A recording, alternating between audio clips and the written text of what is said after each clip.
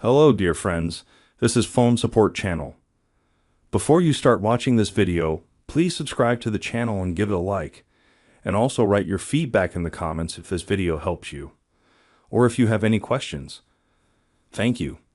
In this video, I want to show and tell you how to change the language in the YouTube app. It's very easy. To do that, you go into the app and you click on your account.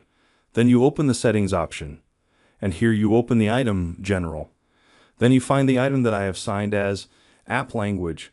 It's the fourth one from the top. This opens the settings of your device, and here you can click on Language and change it.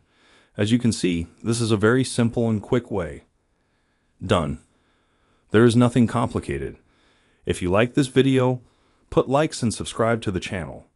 And also watch other useful videos on the channel. That was Phone Support. Bye bye. See you later.